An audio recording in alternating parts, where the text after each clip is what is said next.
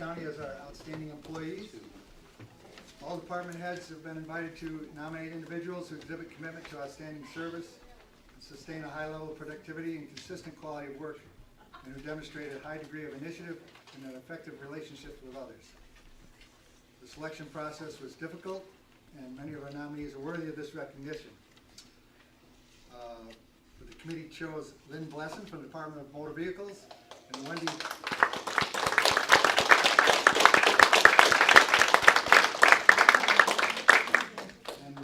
Lickman from the Personnel Department.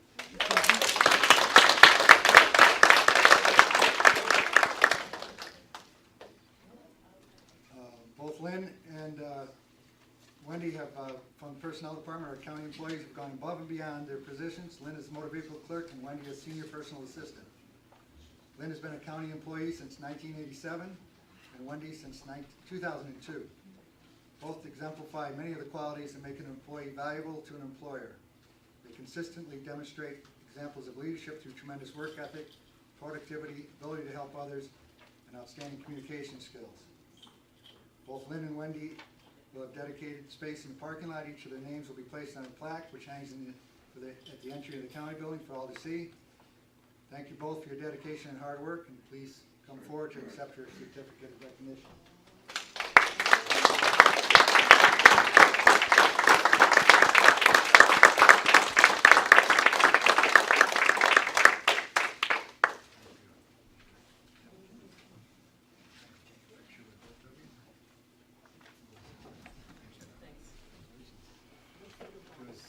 Cameras here, we'll go there and there, I guess. Good. I don't know if there's any photographs of photographers. All right. Thank you very much, both of you. Congratulations.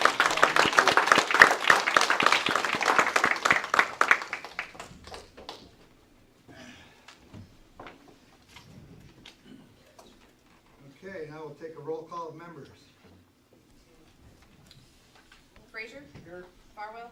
Here. Clark? Here. Stammel? Here. Kennedy? Here. Overacker? Here. Bliss? Here. Marietta? McCarty? Here. Kotnick? Here. Martini? Here. Lappin? Here. Shannon? Please rise to the Pledge of Allegiance if you're able.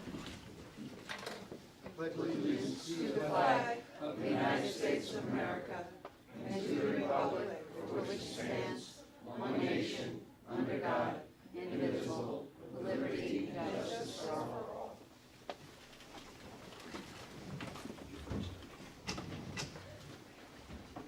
Privilege of the floor. Anyone would like to speak? Zangelo. Good morning, everyone. I'd like to congratulate our employees for being outstanding, and indeed they are. I also would like to congratulate all of us for hammering out that contract in a matter of weeks instead of years, as is the norm. So let us move forward. We'll have a contract, well-deserved raises for everyone. Now, my name is Maria Agello. My home was at 104 Filburn Road in Richfield Springs. And today, let's talk about ethics versus money.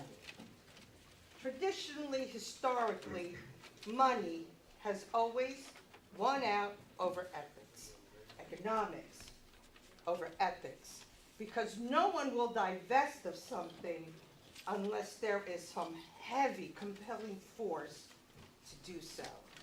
So I bring it to you. It becomes a matter of what do you have the right to do as opposed what is right to do. Now, it comes to compassion. Compassion. That is passion with a heart.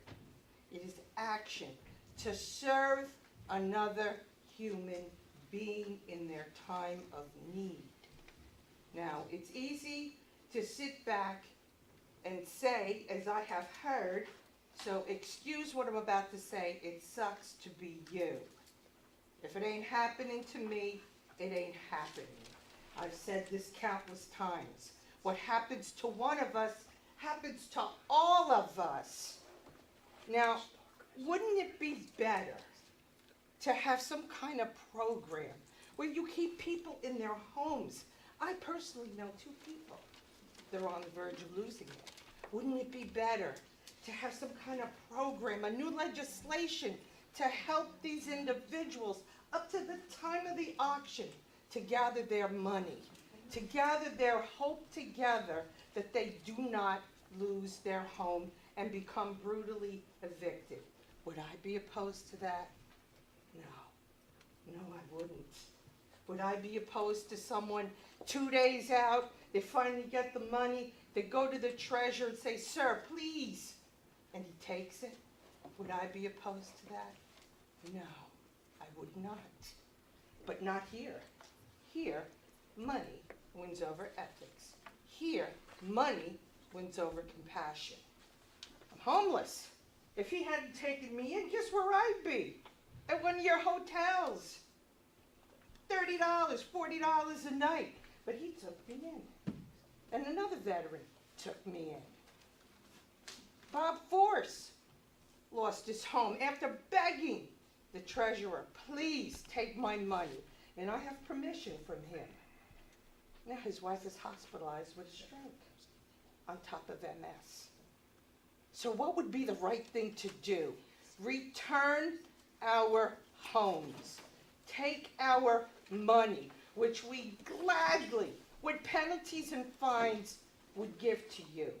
Now I ask you, do the right thing instead of doing what you have the right to do. I thank you. Enjoy this beautiful day. And remember, compassion, the will to help others, always should come first. Thank you.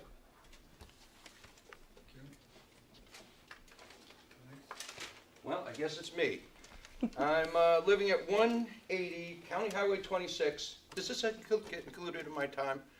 Cooperstown. Yes. And Maria's there.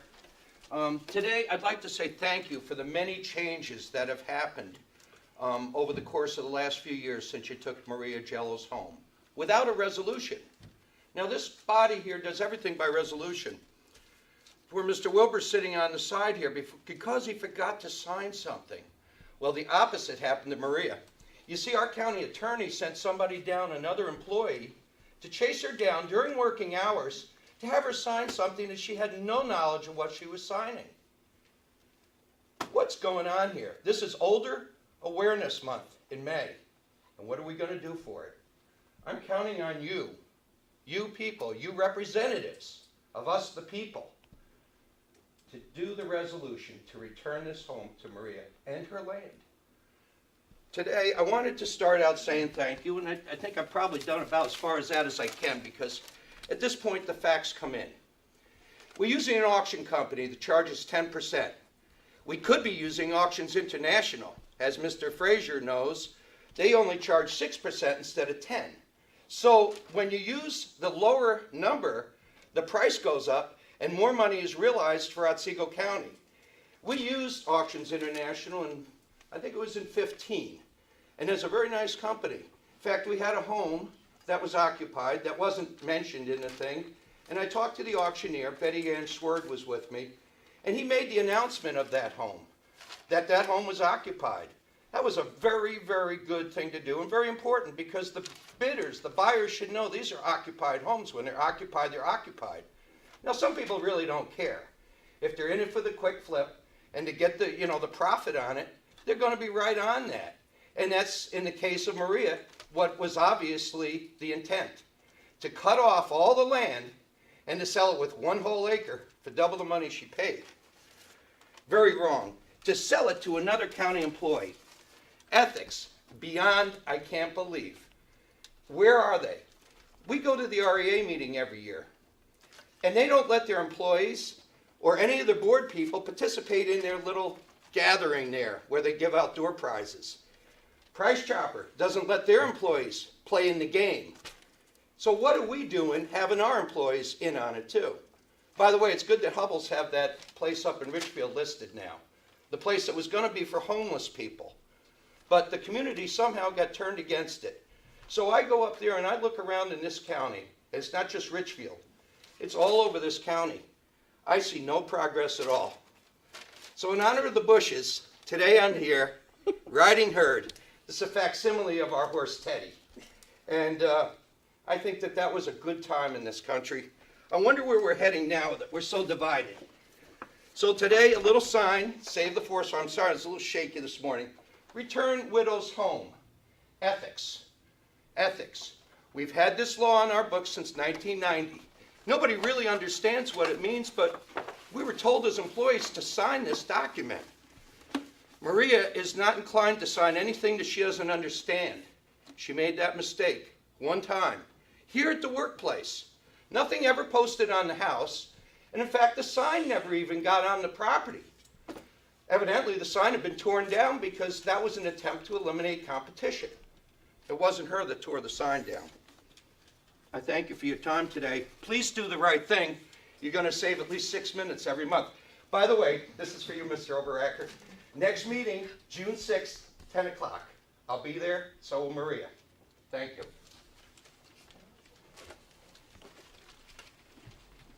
Thank you. Does anyone else wish to speak? Yes. I happen to agree with them. My name is Joy Sanders. I live in the hamlet of Welcome on Route 16.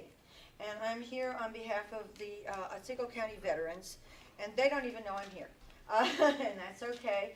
I just wanted to say that we really appreciate all that Jack Henson has done for us all these last few years, probably like 10 years or more, and he's really helped us out a lot. The property owners, what happened is a lot of us are riding the VA van. I can't always afford to drive there, so having the VA van and exposed and accessible to us is fantastic. I can't tell you how much we appreciate that.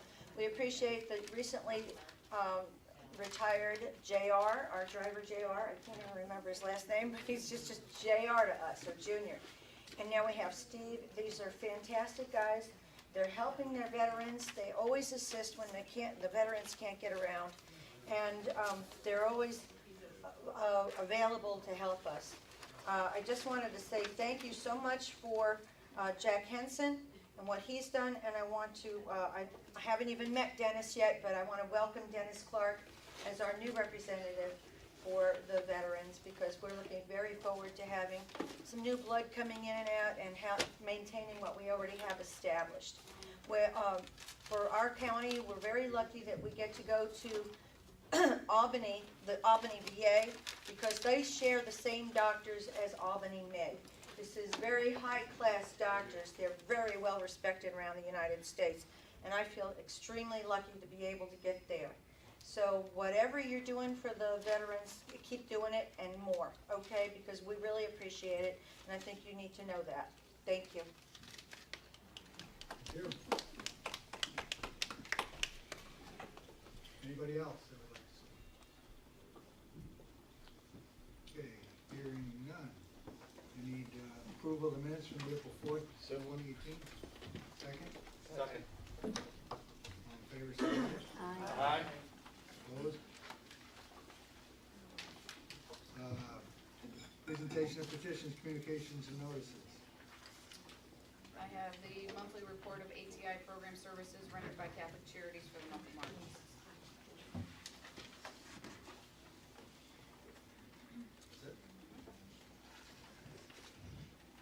Okay, unless there are any objections, I would like to take up Resolution 164 out of order, which has already been pulled from the consent agenda. Hearing no objection, is there a motion to take up Resolution 164 out of order? So moved. Second? I'll second. Okay, roll call vote. Frazier? Farwell? Aye. Clark? Stammel? Aye. Kennedy? Aye. Overacker? Aye. Bliss? Aye. Marietta? McCarty? Aye. Kotnik? Aye. Martini? Aye. Lappin? Aye. Shannon? 6,228, 5,351 ayes, 0 noes, 390 absent. The move resolution to act on 164 out of order is passed. Now we need to vote on, to act on resolution 164, and this can be voiced. Resolution 164, appointing Daniel G. Wilbur to fill vacancy in the office of Representatives for District 10, Kennedy, Overacker, Fraser, Kotnick, Stammel, McCarty. Motion? So moved. Second? Kathy, any discussion?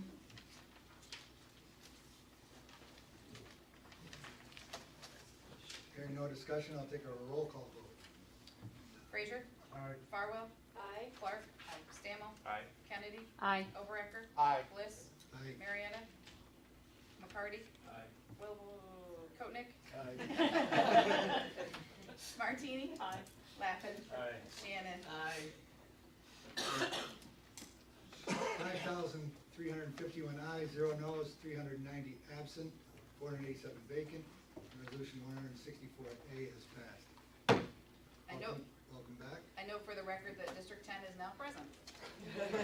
Back to his seat. Mr. Chair, may I have a moment?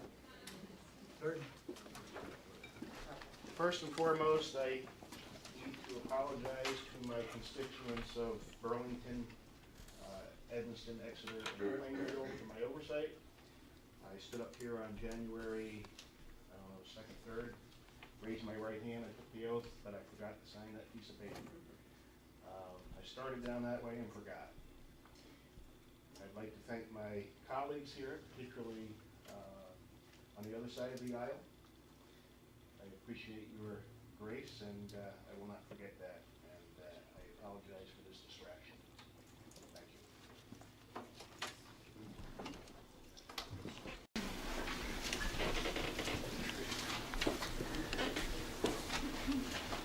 Thanks for having us. I'm Susan Lettuce. I'm the chair of the Community Services Board, and this is Susan Matt, and we're going to give you a brief presentation about the board. I'm going to go through the law a little bit, and then Susan Matt will talk about some of the programs and services. So May is Mental Health Awareness Month, or Mental Health Month, and I believe there's a resolution for you to consider today to declare this Mental Health Awareness Month for Otsego County. So thank you for considering that resolution. The Community Services Board stems from mental hygiene law. So briefly, the purpose of this is to develop in the community preventive, rehabilitative, and treatment services, offering a continuity of care. Improve and expand existing community programs for persons with mental illness, developmental disabilities, and those suffering from diseases of alcoholism and substance abuse. Plan for the integration of community and state services and facilities for individuals with mental disabilities, and cooperate with other local governments and with the state in the provision of joint services and sharing resources. So just more simply put, this is designed to create a process that governs a joint effort between the state and local units with regard to the planning and financing of mental hygiene services in New York. So the statute talks a lot about the local government unit. So in non-chartered counties, the Community Services Board is the board of directors of the local government unit. The Community Services Board makes policy. The LGU, with approval of the local government, enters into contracts for the provision of services, so the county can provide these services or we can enter into contracts. The LGU establishes procedures for the implementation of services, and the LGU identifies and plans for the provision of care coordination, emergency services, and other needed services. A little bit about the board composition. Here in Otsego County, we have 9 members on the CSB. At least one member needs to be a licensed physician. For us, that's Christopher Wolf Gould in Oneonta. If we don't have one licensed physician, then I think and we also need a certified psychologist. And if we don't have a psychologist, then we need 2 physicians. Our psychologist position is vacant right now, but we are going to fill it probably at the end of the summer. Yep. So there's 3 subcommittees. There's the mental health subcommittee, there is the developmental disability subcommittee, and alcoholism and substance abuse subcommittee. And each of those subcommittees has 9 members. So it's up to, the subcommittees meet, I think every 2 months, each subcommittee meets, and then the information from the subcommittee gets funneled up to the board, and the subcommittees really give the board direction in policies and services and sort of what's going on in the community. So the CSB members currently, this is a list of the members. Do you want me to read these? Can you see them? Does it matter? So anytime someone gets appointed, it comes to you. I think today there's a resolution to appoint more members. So you'll see sometimes we're appointing to the CSB, sometimes we're appointing to one of the subcommittees. And we try to get a member of the community on our board. We need at least a licensed physician, and we try to have other people from different parts of the community and different agencies.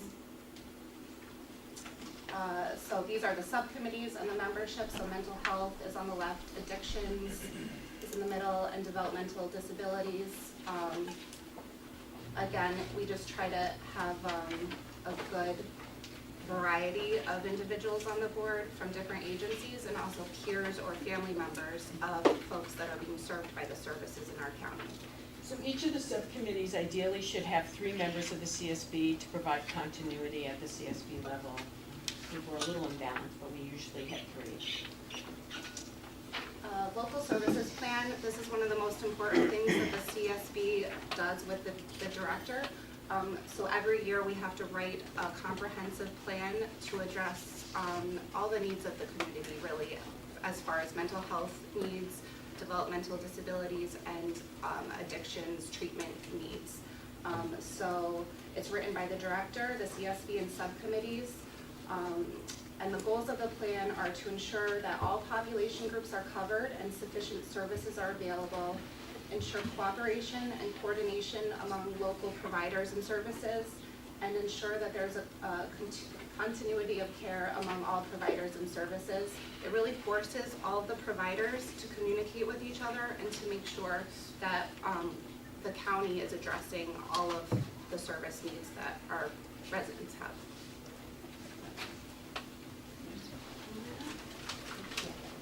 I'm going to run through really quick the structure.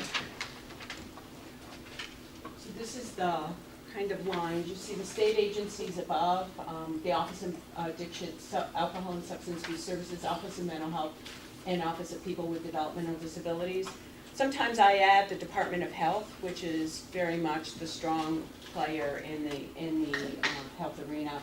Our local oversight is the County Board of Representatives that appoints the Community Services Board. So the Community Services Board is acting on your behalf, and the Health and Education Committee, that is the committee we report to, and then you have my role as the county director. So I have many people who ask me to do things. Am I not doing this right? There we go. So I just wanted to run through really quick so you see all of our service system and how much money is actually going in. That's not the total amount of money going into that system. That's only the money that passes through the county. So we have Springbrook, ARC Otsego, and Pathfinder. We have 3 very strong providers in Otsego County. As you know, they have a very large workforce. They are always recruiting and looking for people. It's a huge issue for across the board in our field right now. Here's where our funding gets divided up. Most of them get funding from other sources. Medicaid is primarily paying directly for services. This is OASIS, and under our addictions portfolio, we have LEAF. The Addiction Recovery Services is the county-operated services, and Turning Point, which is our recovery center that we share with Delaware County. And we have over $2 million going into this area. See how it's divided here.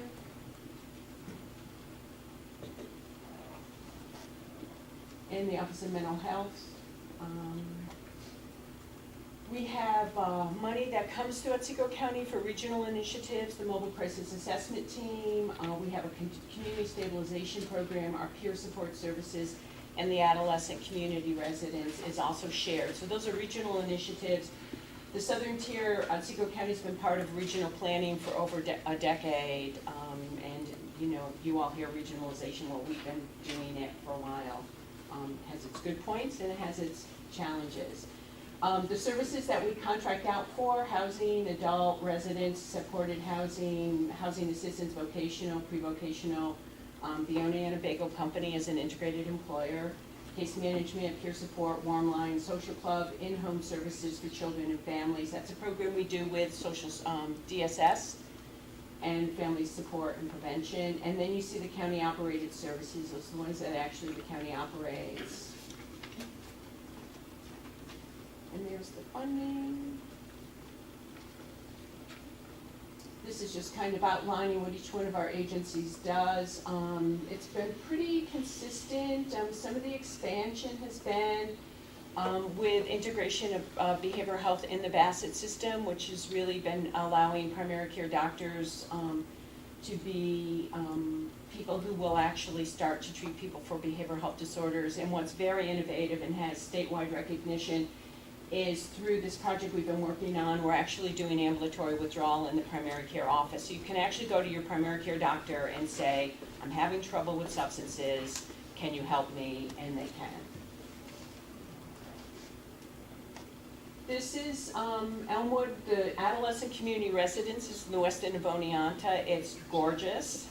It's a co-ed house, which is highly unusual for co-ed houses for adolescents. It's an 8-bed community residence and it has a crisis bed. It's shared by the 4 counties of Shenango, Delaware, Otsego, and Schoharie. And then if there's beds, it goes by kids' level of need. So if a kid from Broome needs it, they get the bed. Here's some prevalence data on what we see with mental health disorders. A lot of people think that schizophrenia is the most common. It's not. The number one reason people struggle with is depression and anxiety disorders. They're very common, and they're the main reason why people come into treatment and seek treatment. And here's the prevalence for addiction. We're still, we're spending a lot of time talking about the opiate addiction. We still struggle with alcoholism, and depending on where you are with the marijuana continuum, it's still a drug that's used quite frequently. These are our challenges. We're in the middle of healthcare reform. We've gotten a lot of recognition in the healthcare system when you look at the cost that behavioral health adds to the healthcare dollar, and people who have a healthcare issue and also have a behavioral health issue tend to be high-cost people. So there's a lot of attention now going to how do we get better at the behavioral health delivery system, which is welcome. We're moving from state giving us money through fee-for-service on Medicaid to managed care, so we're moving much more to a business model of services. So show me how good you are and I'll show you how much I'm willing to pay for your services. And again, we're seeing regionalization, which will continue to grow. That's all I have. So at the back, and we'll take questions. I didn't want to put these things on your desk, but I did bring some materials. They're on that back windowsill. This is our guide. These are great to have, and I will get more of them. There's also a smaller version of these being printed. If you need a little stress relief, these stress balls are back there as well. They have the crisis number on the back. The warm line is a peer support line. This is great for someone who really struggles with loneliness. They take over 1,000 calls a month, and they will actually call people. So I'm sure you have people in your district that are calling you. But it's a great resource. We use it for a lot for elderly, people who just don't get out, people who aren't connected to people, and it's just a 15-minute call a day with someone saying, how'd your day go, what did you do, yada yada, what'd you have for dinner. This was a project, one of the things that's happening in healthcare is technology and the use of apps, and apps have actually been seen to be very effective in certain kinds of treatment and helping people develop wellness skills. And one of the things our undergrads have been doing is working on a series of apps that are good for people to have or use, so you can do them, you can do them for what we call cognitive behavioral therapy, which is treatment for depression, and walking you through how to get rid of those negative thoughts and how to get more positive thoughts. So these are things you can do in the privacy of your home. They're effective, and you can pick a whole thing. So there's a handout with the list of them on there as well in the back.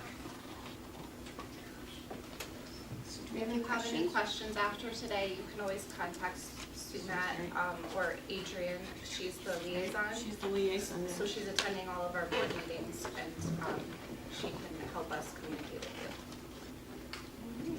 with you. Thank you.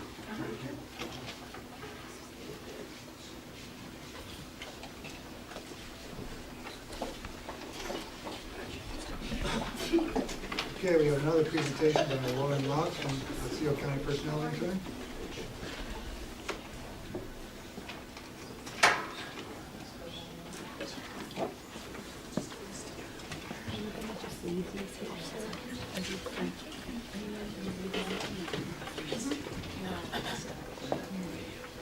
And then at the end of the day, maybe somebody could come back and retrieve what was left of the day.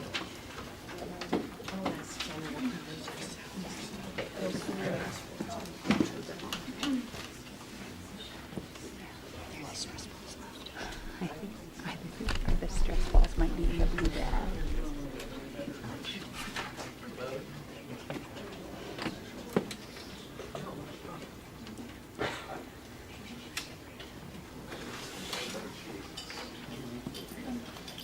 I'd like to introduce Lauren Love, intern from SUNY Oneonta School of Business and Economics.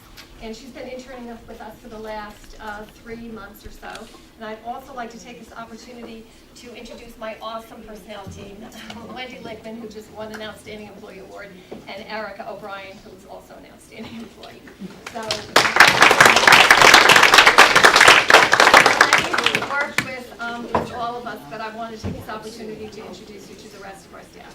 Anyway, Lauren, take it away. We were tasked with doing a study that we could not have gotten done without Lauren. So thank you. Thank you. Okay, hello everyone. My name is Lauren Laux, and this semester I conducted a managerial and confidential salary study. So this presentation today will be broken into 3 different sections. First, I'll begin by explaining the process that I went through. Then I will be going over the data collection, and finally the overall analysis and results. So to begin with the process, there were 26 counties that were selected that surrounded Otsego County and were chosen based on being similar in size, scope, and economic conditions. After this, I had to meet with Wendy, Penny, and Erica, and we went over the criteria that we felt was necessary to include on this survey. And after that, we created a fillable PDF using Microsoft Word and then transitioned that information into the Foxum Phantom PDF software. So I'm going to show you a picture of the last page of the survey. And here you can see we started with listing the Otsego County managerial and confidential title. Then we asked each county to identify if they did have a difference between what their specific county title was. And then after this, we asked for both the minimum and maximum level of education along with the corresponding years of experience. The next column shows the number of full-time employees in this department regarding this title. And then after that, we asked for the current salary range, the current salary base, and the managerial and confidential grade of this. Now, because this is the very last page of the survey, we did ask questions relating to health insurance and whether or not it was able to be carried into retirement. So I will show you a graph that represents those findings at the end of this presentation. So to continue on with the process, we reached out to each personnel officer of all 26 counties and informed them about the survey and asked them to participate. And in addition to this, we gave them the incentive that we would be sharing our findings with them. So after the survey was completed, we sent it out and this was including a total of 48 managerial and confidential titles.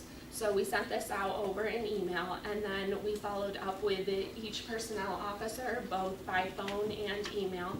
And this was specifically just to address if, one, they had actually received the survey, and two, if they had any questions that we could answer for them at the time. So to go into the data collection, overall, we received responses from 19 of the 27 counties, so this is including Otsego County. And then after this, we entered in the results into an Excel spreadsheet, and this was just easier for us to compare the data as a whole. After this, we went into Excel, and with the help of IT, we created both pivot charts and pivot tables. That made it easier to compare each county's minimum and maximum salary, as well as the minimum and maximum adjusted salary. So what I'm talking about when I'm stating that there was an adjusted salary is just the fact that not all counties work the same number of hours within a year. You have some that work as low as 1,783 hours, and then you have others that work as many as 1,950. So in order for the data not to be skewed, we had to adjust all of them so they were on the same playing field and we would be able to get a better look at really what we were dealing with. So finally, the third part is the data analysis and the results. So I will be showing you that in Excel through the pivot chart and the pivot table. But first, I'd like to show you the health insurance graph that I had mentioned earlier on. So as you can see on the y-axis, we have the contribution rate, and on the x-axis, we have all of the participating counties listed. So it should be noted in the key that for the lighter blue bars, that's for an individual plan. And if you look at the darker purple, that's for a family plan. And there were 3 counties specifically that had different percentages for these plans, and they are Shenango, Madison, and Schoharie County. So there are a couple things to note on this graph specifically, and the first is from Clinton County. So when we heard back from Clinton County, they actually gave us 3 different percentages, and they're based on the number of years that an individual has been there. So it should be noted that the 22.5%, which is for an individual of 0 to 10 years, that is the only percentage noted on this graph for them. The other 2 percentages are 17 and 12.5, and they were left off of the graph. So 17 is referencing to 10 to 15 years, and 12.5 is representing more than 15 years. Does Schuyler County have a 0% rate? I believe we did not hear back from them. We had followed up with them, but we were unable to get that data.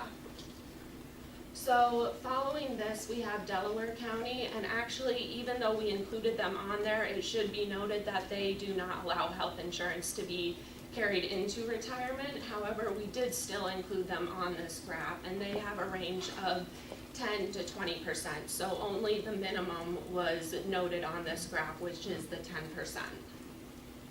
Following this, Franklin County has a very similar situation in that they range from 10 to 15%. So again, the minimum was just simply put on the graph, and so that's identified there. And then finally, looking at Madison County, so they had 2 different circumstances, one with current employees and one with new employees. So current employees was actually left off, but because they have a range of 0 to 20%. However, what is shown on the graph is regarding new employees' contribution rates. So if you look closely, Madison County, if you're talking about an individual plan, it's 10%. And if you're looking into the family plan, it is 20%. And then the other 2 counties that have individual versus family plans are Shenango, and they're at 15% for the individual and 20% for the family. And then Schoharie has 10% for the individual and 25% for the family plan. So now I can take you into the Excel spreadsheet.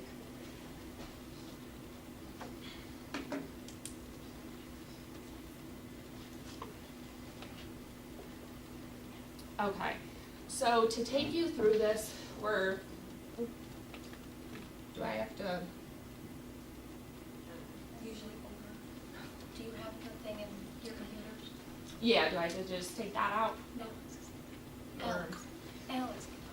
Sorry.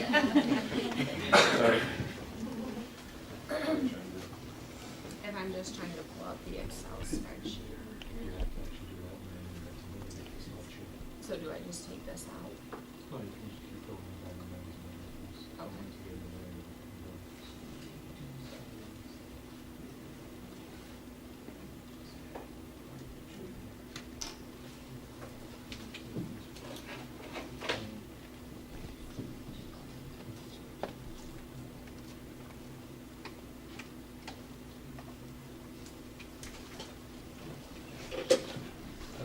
Sit down.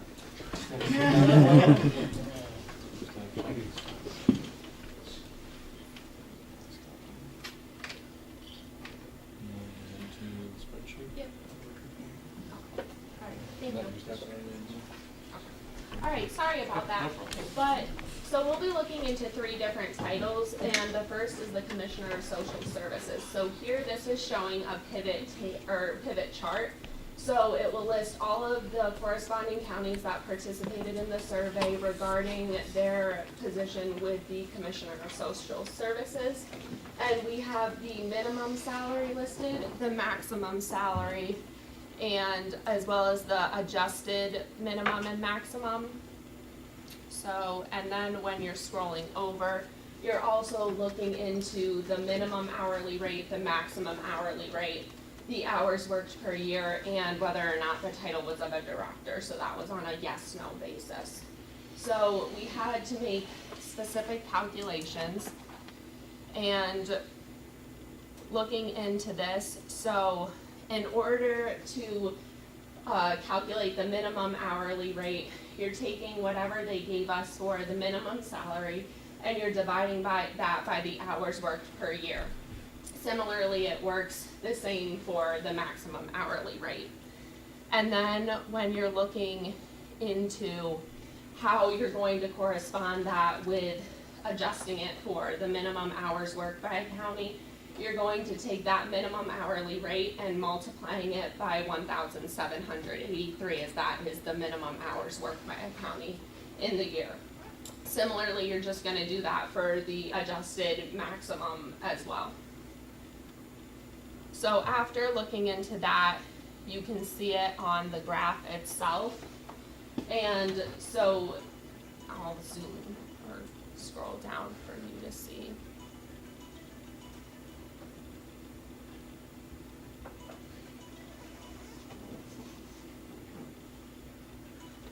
Okay, so it's kind of hard to see, but I'll try to explain it the best. So all of the counties are listed on the bottom, and then this is going by increments of $20,000. So here we have Otsego County. You can see them right around or right below $80,000. And this is simply showing the adjusted minimum salary and the adjusted maximum salary for each county. And following this, we have again the adjusted salaries, but this is with Otsego County as the base.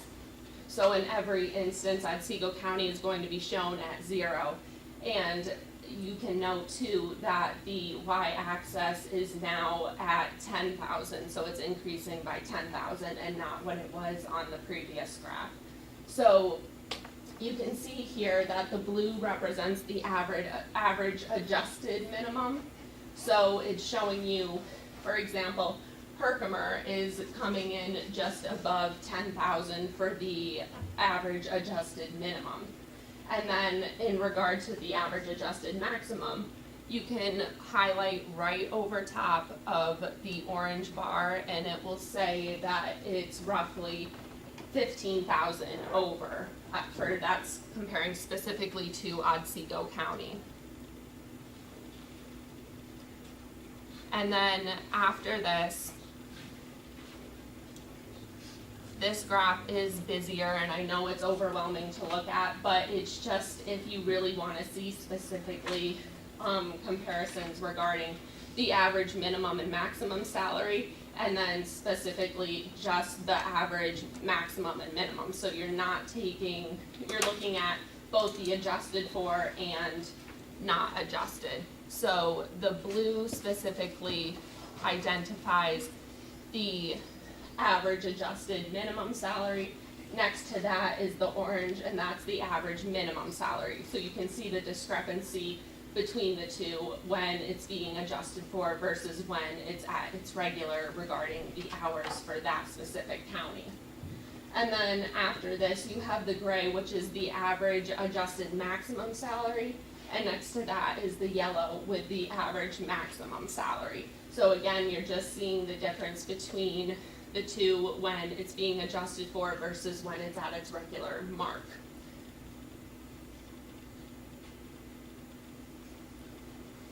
So you can do that for all 48 titles that we have in this spreadsheet. And just to take you through another title, I can pull that up on the adjusted salary specifically.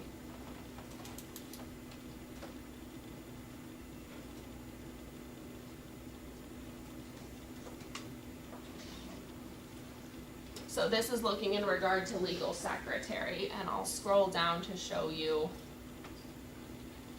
So Otsego County is actually here, and this is now going by $10,000. So Otsego County is just coming under $30,000, and that's for their minimum and maximum, just because simply Otsego County doesn't have a current salary range. So that's why they are at the same, just for this again, and all of the following charts to see the differences of where the counties stand and line up against each other. So here, this is showing Otsego County as the base, and now the y-axis is increasing by increments of 5,000. So it's noted here that Madison County, their minimum average salary falls below Otsego County's. However, their maximum average salary adjusted for is falling just below 10,000 above Otsego County's. So I believe that's all I have to present to you guys today, and I would like to thank you for your time and listening.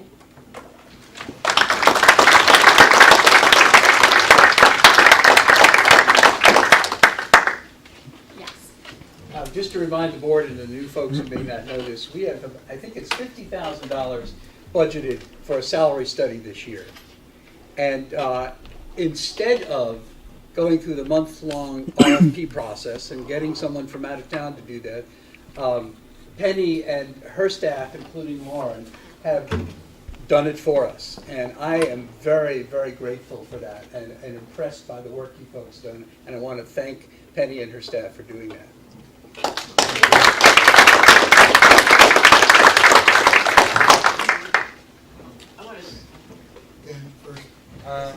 So I have two questions. One is I was wondering if you'd be willing to share your presentation with the rest of the board, and two, would you be willing to share your methods with us as well? I believe, Penny, that would be fine. I did want to note too, I didn't mention this specifically in the presentation, but in regards to all of the work that was completed in this project, we also made a title rankings page, and that will be available to the board members if they'd like to stop by in the office to check that out themselves. That's just comparing where specifically with each title where Otsego County is ranked in comparison to all of the other counties that participated. So yes, I would be definitely happy to share all of our findings with you guys. A really commendable job. Well, thank you. I just want to say, there was a lot of diligence that went into that, because just the response rate that you got from the number of counties that were in, and I know that was due to your personal efforts of going and contacting these counties and calling again when they didn't do it, and it's I think about 60% response rate. 67%. That's awesome, you know. 25 or 30 is. Hope we can all get a copy of it so we can work with the Excel. Yeah. Thank you very much. Happy to share. Awesome job. I just want to add that we could not have done this without Alex's help. Honestly, he was so outstanding that I can't thank you enough. He was always available, he was always helpful, he was always pleasant, no matter how many crazy questions we asked him. Can you try this? No, we don't want it this way, we'd like it that way. He was unbelievable. Thank you, Alex.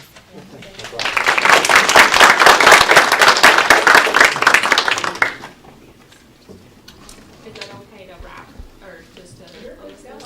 It's a wrap. Thank you very much. Thank you, guys.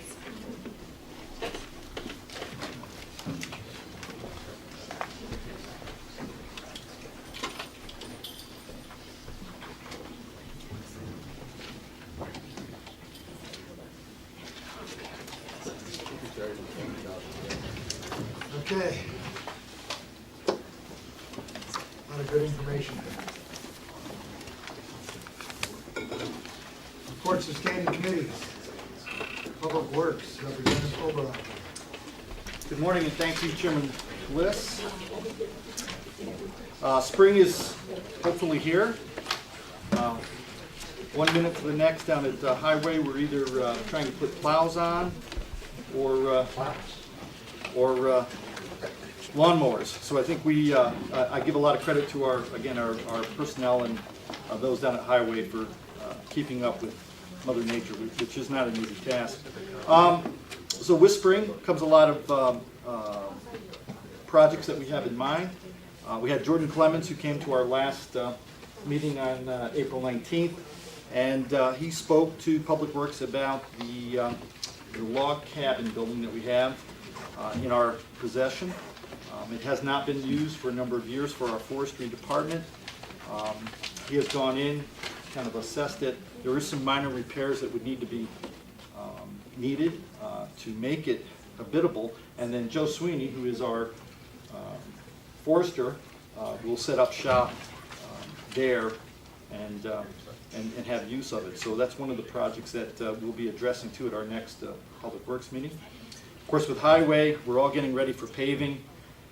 We have numerous roads out there that'll be set for some paving. Just ones of some note, we have within the next 2 weeks, we'll be gearing up and using our own crews, by the way, for paving this year on more of our roads.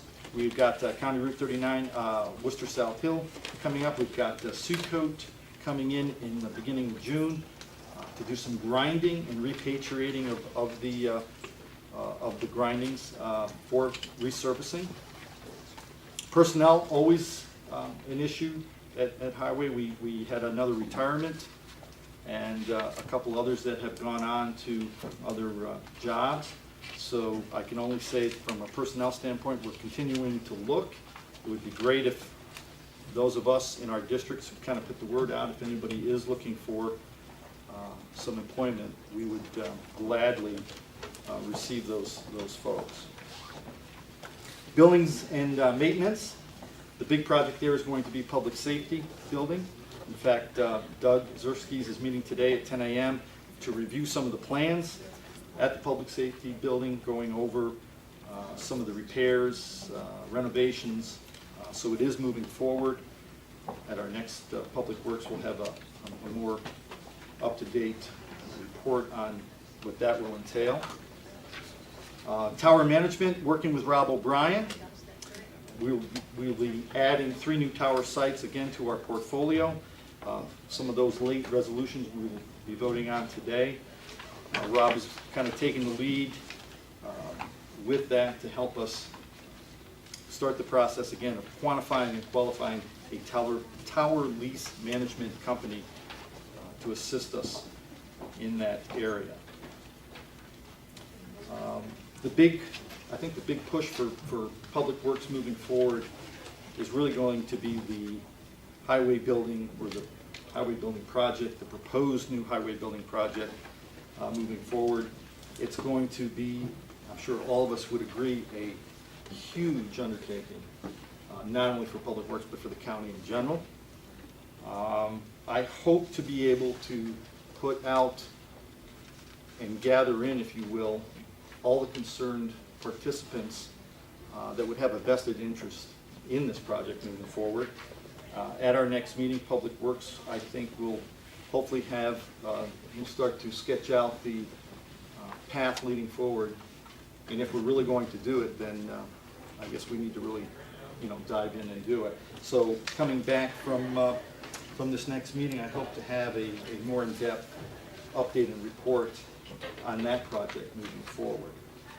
I would like it duly noted that I did remember, and I am going to remember to say our next Public Works meeting is May 21st, Monday, 9:30 a.m. in the second floor conference room. And I will take any and all questions concerning from the audience. Thank you. Representative Clark.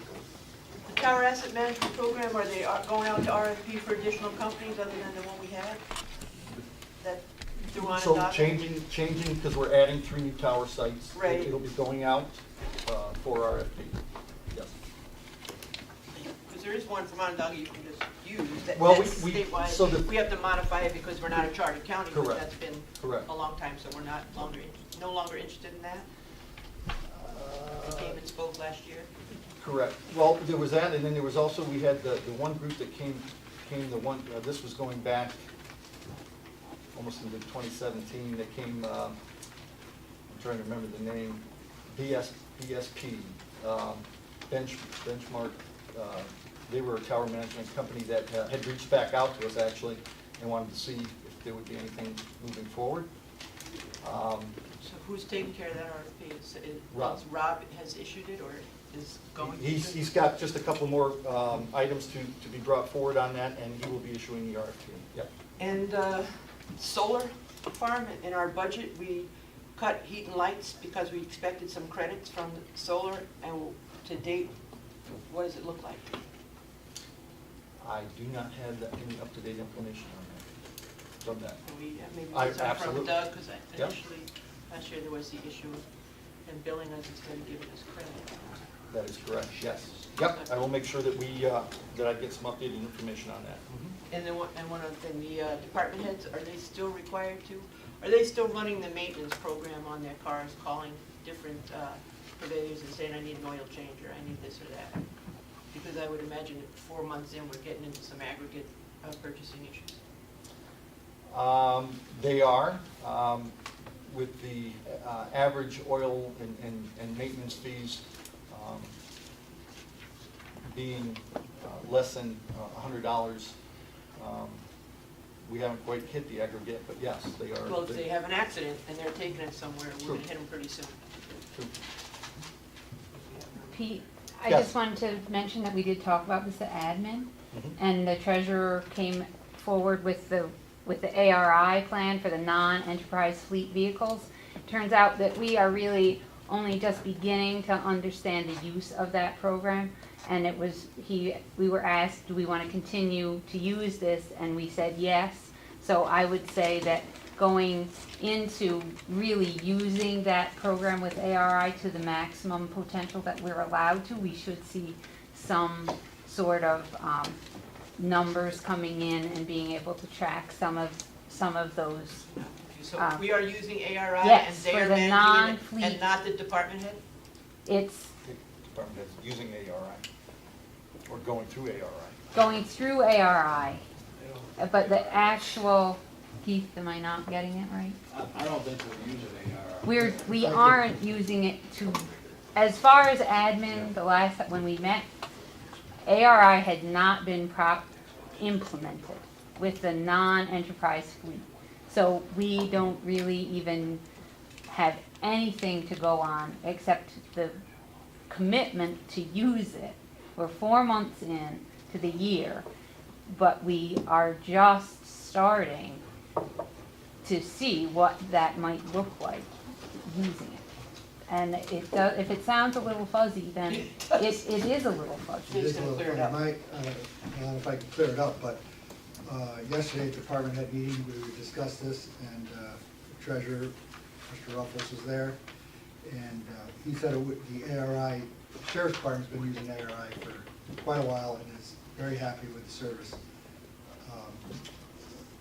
Enterprise, of course, is gonna be managing their cars and their fleet. ARI will be managing our old fleet. There was discussion at admin about whether to just let Enterprise manage everything, but chose ARI because they were a little cheaper, and also they had more locations locally to use, and with positive experience the Sheriff's Department had. And that they will be fully implemented by July 1st, he said, using ARI. But now we're just starting to transition to that now. And there were, department heads had a lot of questions about what their responsibilities are, because it doesn't completely absolve them of. I guess, and that's my question. I feel vehicles should be managed by our highway department and not an individual department head whose mission is something else, you know, and DSS gotta have the largest fleet around. DSS has a large fleet, and they have someone who does manage that very well, but they are not interested in taking over all of it. Yeah. Highway, we did have a discussion about having the highway garage supervisor take over that program. Mr. Mason seemed receptive to that, so that's Okay, maybe the thank you. ultimate goal there. But again, we're transitioning, so that's our hope, but we won't know that for sure yet. That it's something that we have to change our policy in order to do that, I think. So that's one of the things we discussed. But miss anything, Karen? You were there. There was a lot of discussion about that yesterday at the department meeting. By the time this is fully implemented, we're probably gonna be ordering more vehicles. So I mean, this is gonna be a diminishing thing. Absolutely, So- because within 3 to 4 years, it'll all be Enterprise, and we won't have any of those old fleet cars. That's correct. Anybody else have any questions? Hearing none, we'll move on to IGA, Representative Kennedy. Thank you, Mr. Chair. The IGA committee, we had Jody Taylor come in and request a training in Syracuse for weights and measures, which we approved him to attend. We had Tammy Harris come in and discuss the transportation issue. We agreed to extend our bus tracker agreement with Sweet Home Productions, and also to amend the contract with Bernie Bus to accommodate changes to Otsego Express Route 12. And this is something that we are increasing our revenue and federal operating funds to cover the additional cost of that Otsego Express Route 12. And these are covered in budget modifications in the consent agenda packet today. Also, we had Stephen Smith, the executive director from Mohawk Valley Economic Development District, come down and discuss with us different opportunities for ways that MVED could benefit the citizens and businesses in our county. And they are our federal funding opportunity. We go between Southern Tier and Mohawk Valley for some things, so we're grouped with the Mohawk Valley in terms of that economic development district. And he is taken on the duties of executive director. Karen Sullivan also came to the meeting, and we discussed payment for some invoices for the Northern Transfer Station.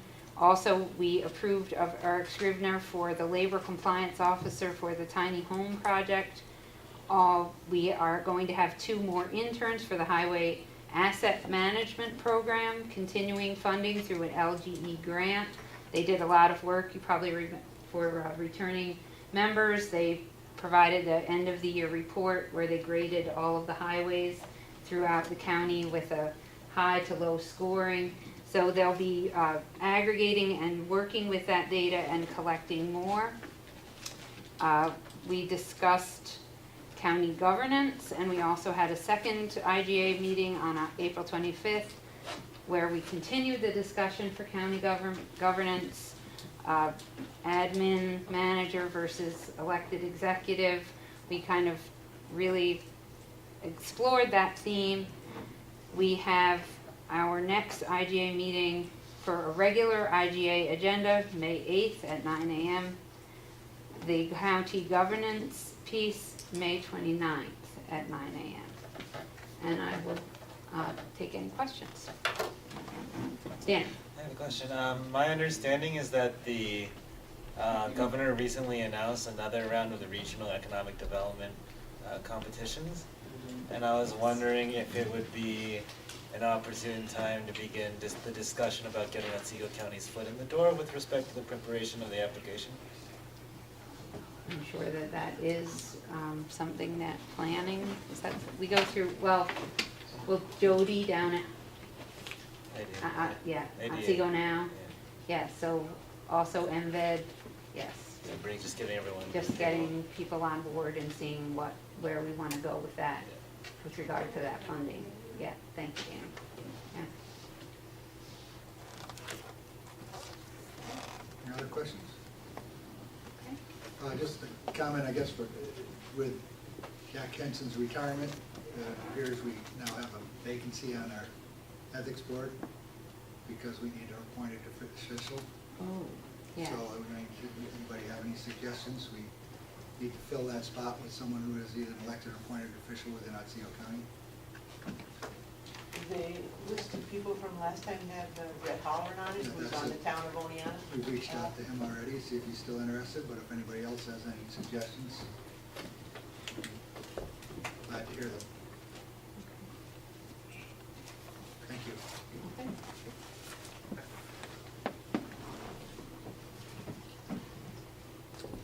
Next is Human Services, Representative Krupnik. Mr. Chair. We met on the April 17th, 9 o'clock, and did a lot of different things. I'm going to leave you to the tender mercies of the minutes to a great extent, but we did recognize Foster Family Recognition Month, as you saw this morning. We reviewed a few contracts. Fiscal health is good. Approved some non-mandated trainings and filled some vacancies. I was interested that we talked about both scanning and shredding, which are big issues in the Department of Social Services. We're adjusting staffing so that more scanning can be done so we can transition to state systems. I'm sure you've heard that story about transitioning to state software systems in a lot of different departments. And we're moving to DCMO BOCES for the shredding. They're also rearranging the office, which has been in the works for a long time, so that people who are working on the same missions can be actually in the same physical space, and which will improve efficiency. Talk about housing, which is always on the list each month. Medicaid takeover has started. In March, 118 cases due for recertification. That's a process where you re-up your services. 118 of those recertifications were taken up by the state. That process had been previously done here in the county. As the simplest way, again, to put it, and I think I've probably said this before, is that the state is taking over our simplest cases. There are no easy cases, but some are simpler than others. And the state is taking over our simplest cases, and we are keeping the ones that are more complicated, which I think probably makes sense. We talked about the Family First Preventive Services Act, which I'd be glad to send you information on. It's an act which seems to me to be punishing some counties that misuse certain processes in child services. We're not one of those counties, but funding for certain processes, including some foster care services and some placement services, has been restricted. They're tightening the reins on that, and that will have an impact on us. And not a huge, tremendous impact, but every impact is felt, and more on that as we know more as time goes on. Next meeting is May 14th, 1 o'clock. second floor conference room. That's unusual, that's not the third floor. We usually meet on the third floor. This time it'll be the second floor across the hall here. And you're all welcome.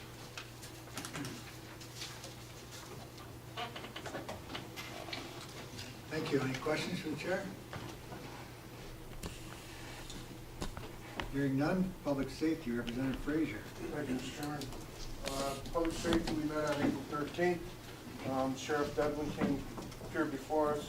We approved equipment purchases to outfit one of the unmarked patrol vehicles. We approved training for 4 members. And then he brought a proposal to us on providing school resource officers in many of our Otsego County schools. We approved training and budget transfers for Denise Albert from the Child Advocacy Center. Code enforcement, Tony Gentile. We filled some vacant funded position for him. Approved training of inspectors. And then we discussed an appeal process, law, and trying to finalize the legislation for that. 911 Director Rob O'Brien and Eric Scribner from planning discussed a secret assessment for the 3 new tower sites. We approved that this morning at a special meeting, and that will be a late resolution today for you. Our Klinger from Emergency Services, we approved equipment purchases, including thermal imaging cameras and portable radios. We discussed the need for and ART's desire to offer fire extinguisher use training. We also discussed the bid and spec writing status of our fire EMS training center. Art told me yesterday that he is hoping to have that ready for our next public safety meeting. We approved some equipment purchases and upgrades for probation. They need some smartphones to upgrade cell phones. The ATI, Alternative to Incarcerations, we met on April 19th. The Fire Advisory Board met on that same evening. And the next Fire Advisory Board is on May 17th at the Meadows. Our next PSLA meeting is May 15th at 12:30 in the conference room.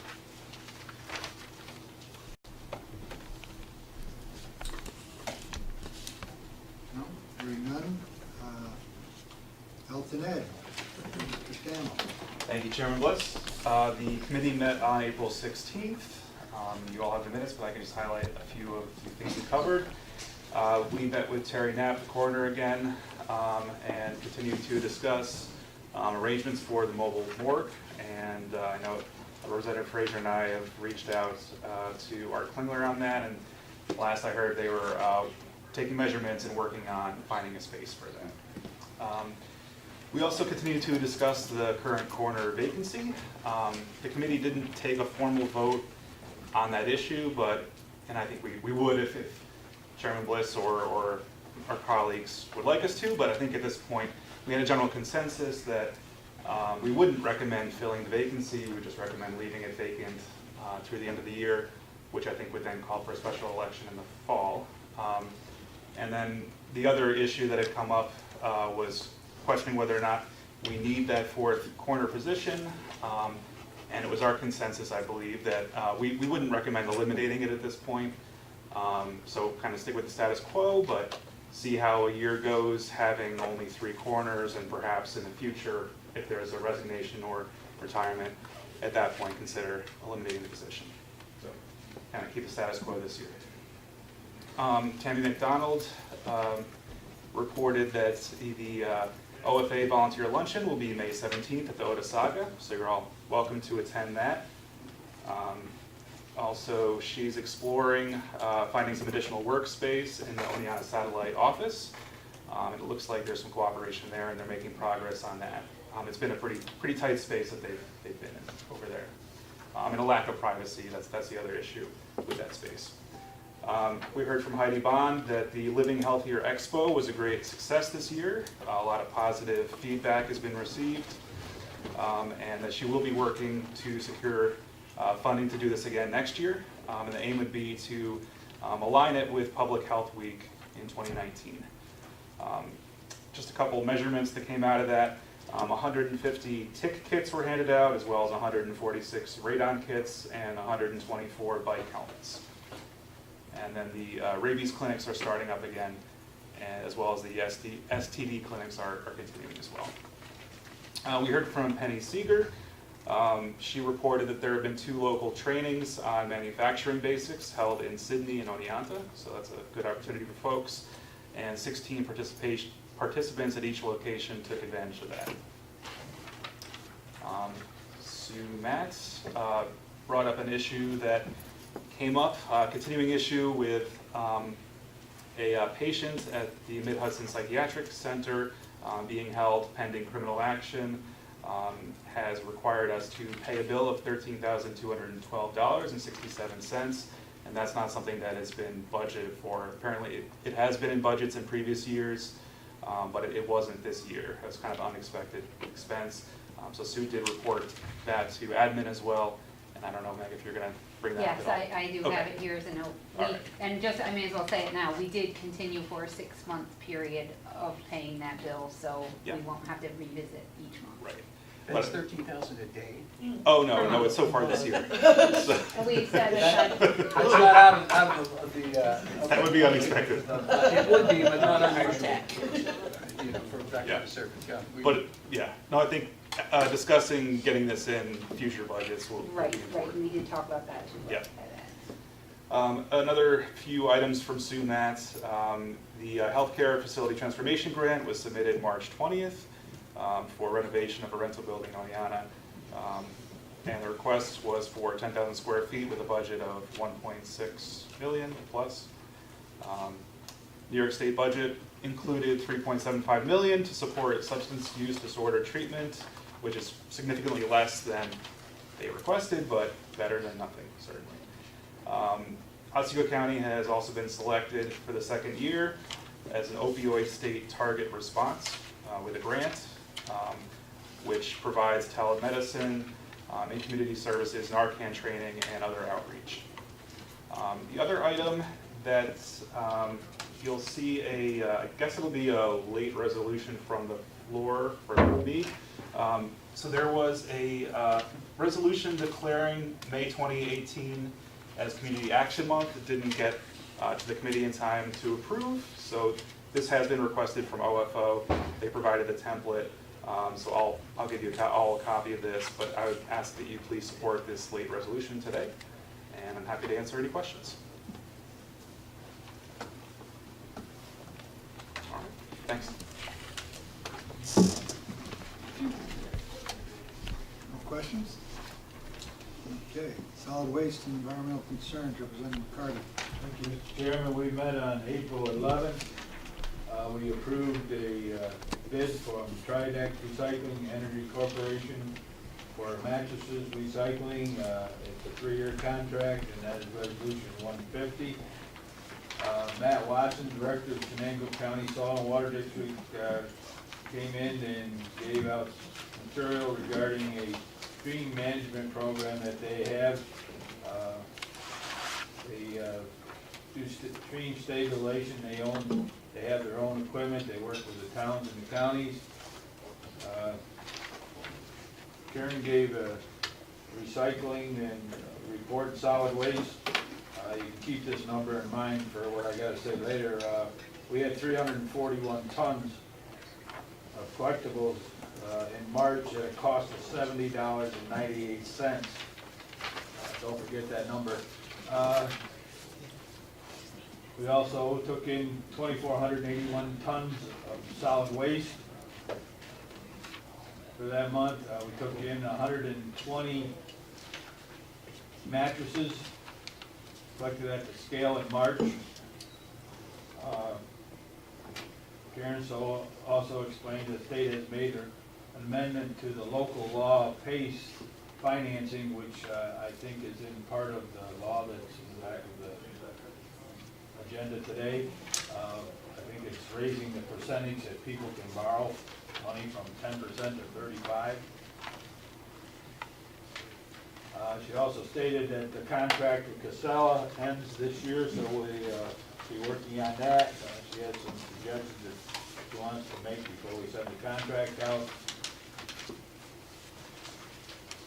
We also, the RFP for the solid household hazardous waste event scheduled for 7th and 8th is noting that once she has received it from the Purchase CHC, the comments and hopes to release it soon. Tammy Harris reported from the U.S. Army Corps of Engineers meeting in March with the project recommended for Otsego County. We also discussed extending a Montgomery County intermunicipal agreement for the landfill management, Montgomery County.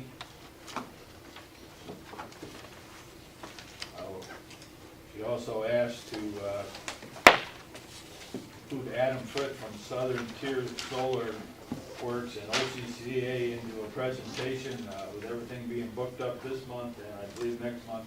I think that is scheduled almost for July.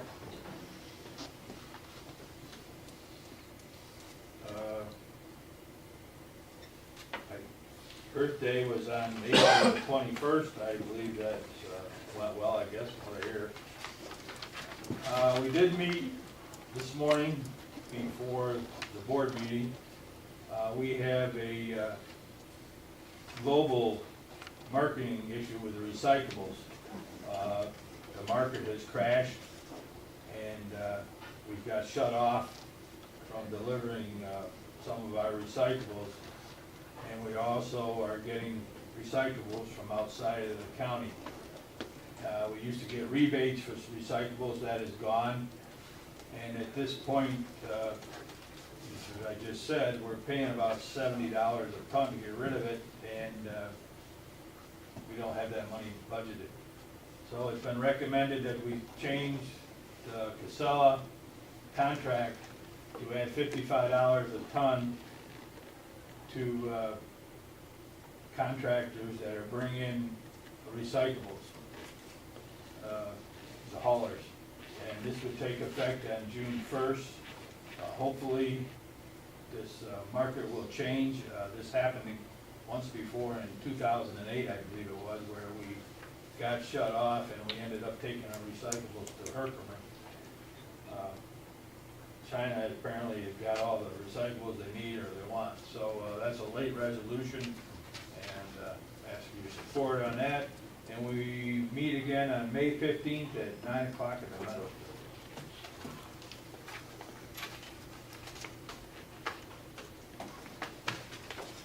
Any questions? Representative Kutner. Lonnie, you can correct me if I'm wrong, but my understanding is that the issue with the recyclables is that the cost to the Chinese to clean them has gone way up, partly due to some tax structure thing about the sewage and so forth. And so the issue that we're facing is an issue that starts in our kitchens, and we're not cleaning our recyclables nationwide, really, the way we need to. And so the Chinese are rejecting an awful lot more of our recyclables than they did. And suddenly it's not a market that's making money. So no idea how or whether this will ever change. You all think that the Trump tariff on shipping stuff helped? I don't even want to go there. Don't get me started, Keith. Anyone else? Representative Lappin? Yeah, of course, all the time. Well, I'll ask him. Well, I was gonna ask Lonnie a question. Well, you gotta ask him to answer first. Representative Lappin. So my question, wondering if you could clarify for the purposes of the board, kind of what compelled all of this discussion. You know, I know that Karen, you had sent an email that Taylor's had turned away our recyclables, but I was wondering if you could kind of just give an overview for our other colleagues who may not be as familiar with the recycling process. Or Lonnie, I want to do this. Here in Otsego County, we have 13 different locations. Residents deliver the material. We then take it back to Oneonta, consolidate it, and then ship it to a recycler. Taylor has come into some financial difficulties and cannot afford to go to market with the material. So our other option is Sierra Processing in Albany. And at this point, they are at a $55 a ton charge. Whereas as early as a couple of months ago, they were paying us a little. The beginning of the year, we were getting $15 a ton for everything delivered to Taylor's, or to Sierra, excuse me. So this will only be for commercial haulers bringing recyclables in, not for the residents who are taking them to the transfer stations that will still remain free of charge. And Lonnie and I were talking, average compactor full of recyclables is a couple ton. So it's going to be maybe an increase of $250. Calculated, you're talking, a compactor may address 200 residents. So it may be like, you're looking at maybe $1 increase in the curbside, if it's picked up curbside. Otherwise, we don't have it in our budget to pay that additional $55 a ton of all the material that's going to the recycling plant. We estimate 25% of our recyclables are coming from residents bringing them themselves. 75% commercial. The concern is the commercial haulers themselves are finding it difficult to find locations to take recyclables. Many are stocking them at their sites. And so our concern is, as Schoharie just implemented a cost for out-of-county recyclables, that we'll be getting an influx from others. And that's another concern. Representative Frazier. You said that we were getting paid. I didn't hear if it was $15 or $50. No, 15. 15. Yep, beginning of this year, for every ton that, Swing on that. yep, for every ton that Casella took to Sierra's, we were getting a $15 rebate. And then it went from 15 to 10, and now it's 10 to 55, costing us 55 a ton.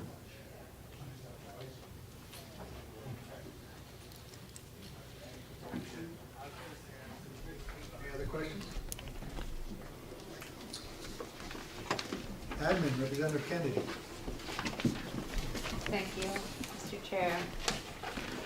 Many of the details that we took care of at the administration committee, we have heard from already today. But I have a few high points. I did put down, we did approve 6 months of payment for that special case that Representative Stammel mentioned. It comes to $78,000. We'll revisit at the end of 6 months and see where Sumat's budget is working through the year. There may be more funds available within her budget. So we'll revisit that at that time and see where we will continue to fund that special need through the end of the year. We accepted the Triad RFP. They were the only respondent for mattress recycling, so we're continuing with them. And the transportation contract with Bernie Boss, the interns, and the Northern Transfer Station invoice. One thing of note that I do want to bring to everyone's attention is that Brian Picorni is going to be reworking and reorganizing the IT piece of the budget. Many of the departments, when we start going through the budget process, they are responsible for all their own numbers, and then IT is left at blank. Oh, Brian fills that number in. And for a number of reasons, that he is going to be taking IT out of all of the budgets and keeping it as an IT line, and then allocating it by the event for the departments that are charged and reimbursable. Their IT is reimbursable from New York State. So as we go into the budget process, that's something that's going to be different this year, and hopefully we'll be able to be monitoring those costs and seeing how that goes forward throughout the net for 2019, but it is going to be different in the budget process. But still, the cost allocations per unit that have to be reimbursed will be reimbursed, and at the rate that is equitable for each department. We also accepted the mortgage tax distribution per the report that was presented by the county clerk and county treasurer. Carol McGovern brought that to us, and it is in the consent agenda today. We also renewed resolutions from 2017 for funds to provide professional engineering services of 13 firms. That is in resolution number 148 today.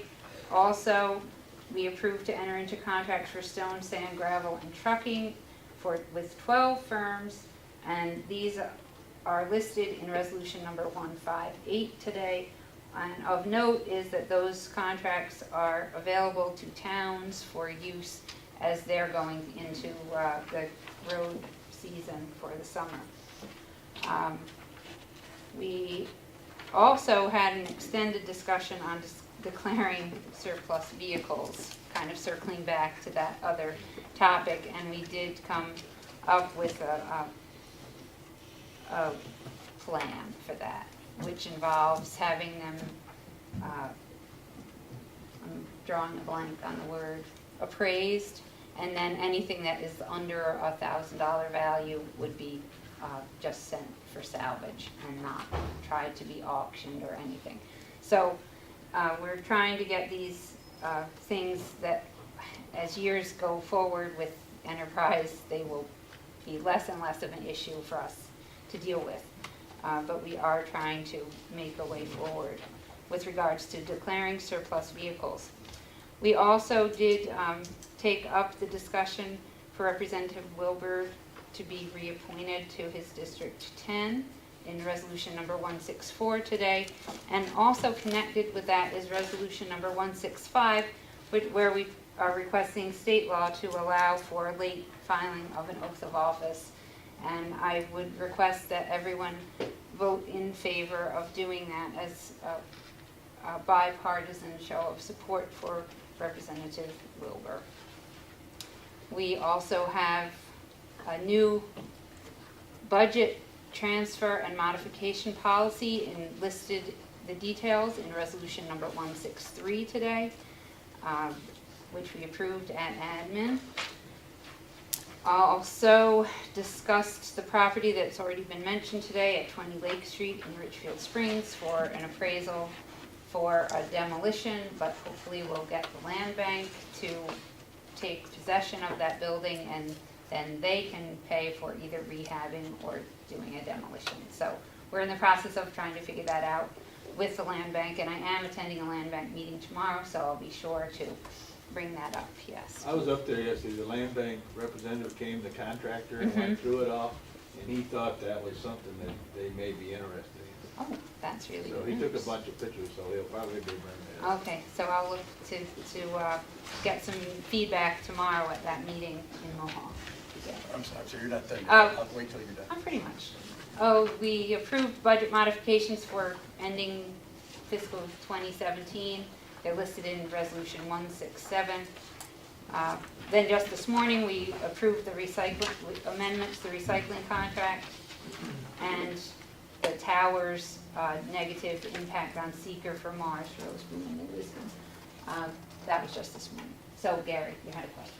Yeah, that building on Lake Street in Richfield, do we own that now, or is that going to go up for auction? It is ours because it's in foreclosure. It's been. Yeah, okay, so that was It last year. went through last year's auction, and the fellow that bought it backed out. Okay. They went to the second person, and he didn't want it. So And it's it's exactly what the ours, land bank's and for. the village, Yes, it is. the village is kind of, the village is, we've had them clean up a tree, do some work in it, they feel it's a liability. And it's quite a building, it's really something. And the third floor is like a stage in the cathedral ceiling. It's really something. I don't know what they ever did. I gotta find out what they used to do there, but Make a theater. it's got like 9 apartments in it. Castro Place. That's what I'm thinking of. It's very dilapidated condition. Well, yeah, that's true, yes, it's not. But that's exactly what the land bank's for, is that kind of thing, so that's great. He said he was really impressed with it and thought, you could line up a developer or something. Yeah, he's a project manager for the land bank. They do have a project manager. He's very good at his career prior, or coinciding with his work as project manager, is rehabbing old buildings and putting them back on the market as rehabilitated. I do want to mention our next meeting, Thursday, May 24th at 9 a.m. And if I might just revisit IGA for one brief moment, please. Certainly. With regard to county governance, Liz has been helping the committee by formulating a questionnaire that will be circulated to department heads and to you, our colleagues on the Board of Representatives, to solicit input as we go forward in those discussions, and just really encourage everyone to see that in your inbox when it comes and to respond. And if you want to speak to that. Thanks. I'll just say a couple words. Thanks, Meg. Yes, I've got the questions already. I'm just we want to give a little bit more information when we send this out to. So I've located either local laws or sections of charters that discuss the that show differences in managers, administrators, and executives. And at this point, we want to get feedback from how you think the current government system is working. But we also are realizing that we really need to sort of make a decision if we would consider the executive versus the administrator manager model, because one of them would require a charter while the other one wouldn't. So that we sort of are at that point of this process right now, where that's why we really want to get some feedback on that. So I'll be sending you some information along with that too, so you can research that. And there's also more information on you can go to their individual websites, but I tried to I'm going to make it as simple as possible so you don't have to open up like a bunch of different documents, okay? And Any other questions? Other admin type questions? Okay. Thank you. All right. Special committees, negotiations, Representative Frazier. Thank you, Mr. Chair. I'm happy to report that the CSEA union voted to approve the contract that was presented. It's going to be a late resolution to us today to hopefully endorse that contract. I think in any negotiation, everybody gives up a little, everybody gains some, and I think that contract is right there. The corrections union we have been negotiating with.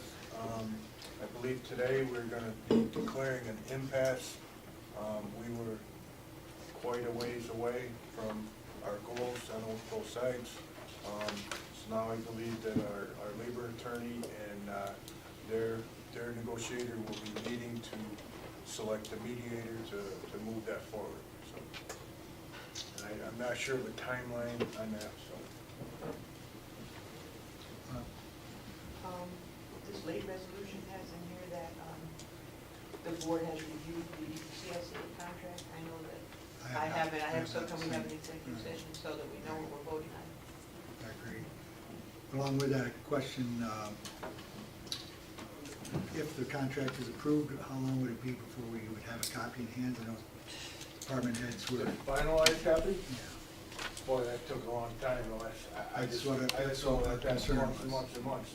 But you can have the existing contract. You can have what changes are to it, the addendum. But that took 8 or 9 months, I'm thinking. Yeah, It was we a long time. discussed having before us you print get it this time rather than that because it did take. Right. And that the addendum and the changes to what is existing could be done quite quickly. can be done. It's probably in hand right now. So Okay, good. It would be nice if we could distribute that. a lot of the stuff is wordage and complicated. That's a lot of the stuff that is not. There's no.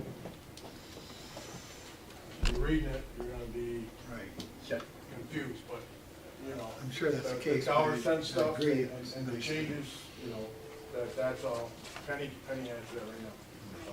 And I think, yeah, we have a draft contract and there are some spelling changes and things like that on that, but I think it's written on the contract, so we'll get Penny to bring that forward. So do you want me to make that motion now? That's a late resolution, so why don't we'll get to there when we get prior to late resolutions. Get some of this other stuff out of the way, so maybe some of the department heads that are here, if they want to leave, they can. Any other questions for the chair? Performance review and goal setting, Representative Kugner. Yes. We met April 5th to day after the board meeting. You've seen the salary study. We discussed that. We were able to see most of it at that point. It wasn't quite complete at that time, but we saw that and discussed it. We spent most of our time talking about what the raises would be based on. A fairly extensive discussion on consumer price index versus the cost of living adjusted from Social Security, or perhaps tied to CSEA raises, especially now that we have those numbers going forward 5 years. And also talked about how the merit adjustments on top of that, hopefully based on goals. We understand as a committee that we need to have decisions made and recommendations ready so that the budget process can progress without waiting for our recommendations. So hopefully that'll be done in the next few months. Our next meeting is tomorrow morning, 9 o'clock, across the hall. You're all invited. Any questions? Oh, we also chose the outstanding employee in executive session. And you saw that too. Okay, any of the people like to report on the outside meetings and special advisory boards that they serve on? Well, I mentioned the land bank, so Yes, that's already we're mentioned. going ahead to have our second annual meeting is tomorrow, so that is continuing to become an organized organization. So I serve on their policy and procedures governance committee, so we met and formulated the last 3 policies that we needed to have in place for personnel, and there were 2 other ones that I'm suddenly drawing a blank on, but that is an organization that is definitely becoming more and more defined as it enters into its 2nd official year, so. About tourism? Tourism doesn't meet again until next week, so I didn't go to a meeting. I think I went. We have the new staff in place with tourism, and I know that I mentioned to Pete. I don't know if whatever came about, but they wanted to do that great race and have the county parking lot be available for the cars in this like 50-year-old car antique race that they have coming through Cooperstown on graduation weekend for them. So we were working that out, and I don't know how that turned out, but they are, gearing up to do a report for us. They felt it would be more effective after some time has spent getting data on people who are coming here this summer. So I think that Ken and Jim are looking to do a presentation here. We could have them whenever you want, but they were looking toward the end of the summer. You have for the budget process, you're gonna be asking for money, how was the money spent, what was the return on it? Also, there was originally term limits on changing people on the board, how many terms they would serve, and it seems like everybody's been there since Oh, no, those are very inception. much in place, and they're very much recruiting new people to come in, and yeah, those That was my are next very question, much. how they doing with that? Yeah, they're kind of gearing up towards seeing those positions change, the membership on the board. And it has been the same since I've been there, but Same as when I was there. and but they are making outreach to try and get more people involved on the board in advisory positions, and then hopefully fill them into spots as they become available on the board. Thanks. Any other questions? I know Representative Marietta from our liaison with Otsego now is obviously not here today, but he forwarded an email yesterday with a lot of information. So you could check that out. Any other special committees or special boards we need to report on? Strategic planning, Danny left. Putting me on the spot, Keith? Yeah. Yeah, they met yesterday. We met, sure, thank you, Chairman Bliss. Strategic Planning and Communications Committee met Monday at 9 a.m. in the second floor conference room. We discussed, we had Bill Mason and Rich Brimmer attend the meeting to discuss their mission statement, and we extensively discussed what their mission is and how to best and clearly communicate their mission to the Otsego County residents and other partners that they work with. We then tried to get an idea of what their vision would be for the next 5 to 10 year planning horizon. What is it that they would like to accomplish? What, in an ideal world, would they feel would best enable them to succeed? We then discussed challenges and opportunities facing their department. One of the primary choke points we identified was the lack of a purchasing liaison or agent specifically tasked with working with highway. There was discussion in Public Works, and Pete, you can correct me if I'm wrong, about the possibility of hiring a full-time office specialist who could then be trained to handle purchase orders and the like because of the extensive amount of time that Bill and Rich spend dealing with purchasing. The other aspect we discussed was moving the highway garage. That's going to be a key project moving forward. And then we also sat down with Doug Zerkes, and then he provided a very detailed kind of cost breakdown of what his department spends the money on and what kind of how they implement projects. Doug said that his biggest challenges would be the fluidity of moving money around to pay for repairs that need immediate attention, and then he expressed a little bit of concern about or worry about the jail and how the county should proceed in terms of implementing that project. And that was his big challenge. I am going to pull up the next meeting. I believe it is in the end of June. June 4th. Before the Before the board. June 4th, yes. 9 o'clock. Yeah, we got a Yep. Up here. Oh, I believe we're gonna have. What are we gonna have there? he didn't say who was coming. He didn't say who was coming yet, but we plan on continuing reaching out to various department heads to help figure out what their plan and vision is and how it relates to the strategic plan. And I might add one item would be that we are still in the process of analyzing these survey results that were sent out about a month and a half ago, and we will be trying to kind of turn that into something useful that can be then shared with our colleagues on the board. Okay, thanks. Any questions?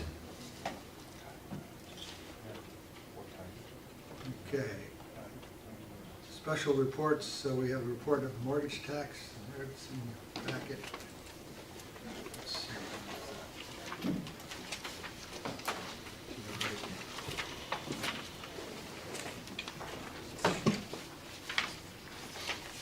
There it is right here.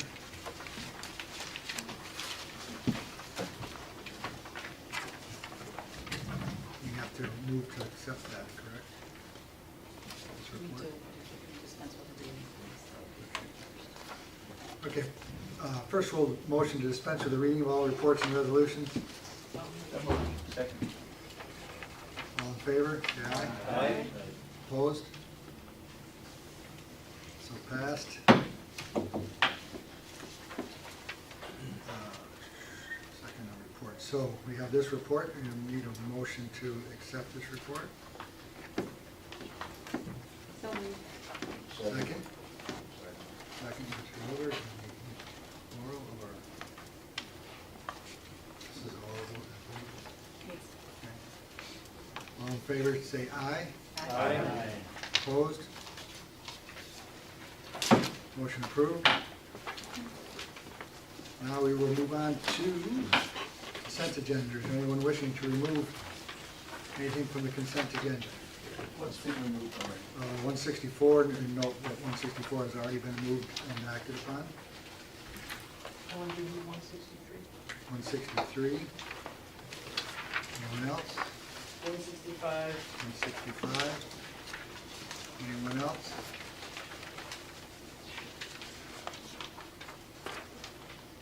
Okay. Motion to act on the consent agenda as adjusted. Amended, I should say. Second? Second. Mr. Stanwell? Roll call vote. Frazier. Farwell. Aye. Clark. Stammel. Aye. Kennedy. Aye. Overriper. Aye. Bliss. Aye. Marietta. McCarty. Aye. Wilbur. Aye. Kootnick. Aye. Martini. Lappin. Aye. Shannon. Aye. 5,838 ayes, 0 noes, 390 absent.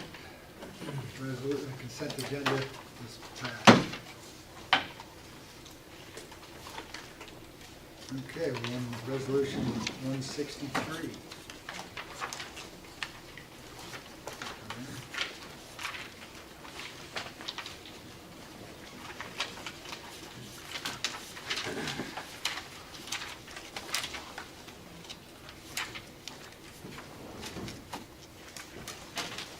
So, yes, my question, I have a question on it as to why this policy change was necessary and passed through admin. One moment, I guess, Rick. I need a second. So, Resolution 163, adopting budget transfer modification policy for the Office of the Treasurer in Otsego County, Kennedy, Overacre, Frazier, Kootnick, Stammel, McCarty.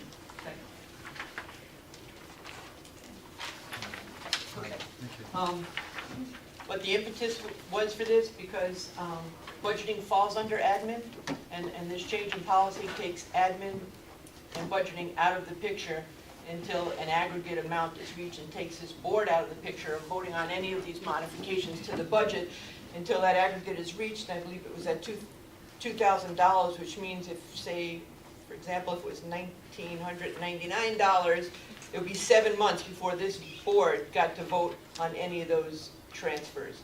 So that's $15,000 basically worth. It should be, I feel, that's why it's in here, that these things go to admin and the board, because that's where budgeting belongs. They have their fiscal responsibilities. We could get to a situation where money is spent that wasn't budgeted for that purpose and only voted on by 3 or 4 people to do that, is my understanding of the way that this, so somebody could explain to me why we switched it? What does it save us to switch it? Because you still have to go to the parent committee if people don't want to come personally to admin. The treasurer could bring that to admin, but admin is charged with that responsibility. We were responding to, the request was brought to admin by the treasurer, and I think he was speaking on behalf of department heads. Just with regard to oversight, the $2,000 is the minimum for someone who, anything above $2,000, they still need to come to parent committee and admin committee. So anything under $2,000, was it within the purview of the parent committee to still say, we approve of this transfer from this line to this other line? So it was just meant to expedite the process of moving the money from one line to the other. They would still have to come for anything above $2,000, and also they would also, have to come if any single line within the budget of a department went above $15,000 in aggregate. So I guess what we're just saying here today is that with, up to the $2,000 mark, you're responsible within your parent committee and within your own budget. Not trying to step away from any responsibility that the administration committee has for being responsible for the budget. Just giving a little bit of leeway within the departments and the parent committees. That's my understanding of the request. So I just would want to ask the county attorney, does that not abdicate the control of the rest of the board over the budget? Because if you take money out of a line that eventually has to be paid anyway, personnel, or overtime, maybe somebody's already spent all their overtime, and we're going to have to pay that anyway, but we took that money to buy something that wasn't originally in the budget, and now somebody incurs overtime, we're going to have to pay it. Well, I mean, the transfers, you know, that we have every month are to some extent what we're talking about here, I believe. Correct. And so those were, I think the board is proposing to do that by a form that would be filed with the treasurer. And then, you're right, it would not go. Yeah, I don't think the admin. board is voting on these anymore unless they're at a certain amount. Correct. This, So, my understanding is that this, if this is approved, you know, anything under $2,000, on an aggregate of 15, as Meg explained, would be done just by parent committee in a matter to expedite the process. And, you know, we do have, right now, if somebody wants to transfer $5, they'd have to go to the full board through the whole committee process, parent committee, admin, and then the full board. And department heads requested, feeling maybe that they, and the parent committee could have the authority to do that, feeling micromanaged and not necessarily the best use of everyone's time to have it approved. But the treasurer could carry that to admin. The treasurer is actually the budget officer by default. Absolutely. And not the treasurer would person have to elected approve it ahead of time, of course, as he does now. That we put in to make sure there's money there, but he actually doesn't have. He doesn't have the It's the authority burden to it make the transfer, but He he does has not. to. He's a he has budget to have officer approval. by default. Right. because we don't have He one. has to approve the transfer, that's our current policy, and remains policy under there, that he has to approve it prior to the parent committee even seeing it. Parent committee wouldn't entertain it without treasurer's approval. Correct. As they do now. Is listed in the process, budget transfer modification policy. A written budget transfer modification request on a form provided by the county treasurer with justification shall be sent to the county treasurer for account verification prior to submitting the request to the parent committee utilizing the following procedure. Up to $2,000 with prior written approval. It goes recorded into the committee minutes, so that any board member can see it. Totally understand all that. Yeah, I okay. understand that. And then number two, it does, above 2,000, does go to a resolution of the Board of Representatives. And then anything that aggregates over 15 also goes to. Only above 2,000 in any given month, not a cumulative of it. So you wouldn't have a board vote until it was $15,000 from that line. You could have 2,000 every single month. You could have theoretically 6 $1,999 ones before it came to the full board. Now, the seventh one, you would need board approval. That's correct. And the treasurer would have been signing off on all of those $1,999.99 approvals. Right. He would have still been The signing treasurer off and on the parent committee would still be signing off on each one Right, of but those. the treasurer is not the one in charge of the policy. We understand. Is there anyone else That's that my shares point. that That's my concern? contention. That we're abdicating. I'm just going to vote against it. Representative Blanton. I would agree with Representative Kennedy's statement. I believe that my understanding of reading the policy is that there is adequate oversight to monitor budget transfers. It's basic, would be discussed. It wouldn't just be a carte blanche approval at the committee level anyway. If it was something that had triggered Alan or Andrew's concern about, potential transfer, potential pattern of transfers, that would be brought to the attention of the parent committee, quickly. So I think that it's a matter of accountability, it's a matter of trust, and it's a matter of relying on the parent committee to have the ability to work with the treasurer to make sure that the budget is being duly implemented as it was adopted. And the department heads. And the department heads. Anyone else? Any comment? I was just looking through this, there's a lot of $50 transfers, $200 transfers, to have to go through that whole process for those amount of money, it kind of wastes a little time.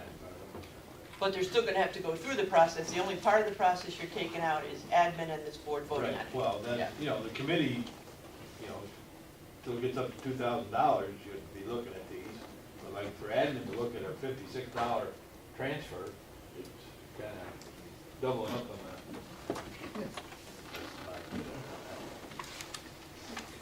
Anyone else? Do you have any concerns about the policy? No. I mean, I talked to the treasurer, it's within the board's purview to decide how you want budgetary issues of this dollar amount handled.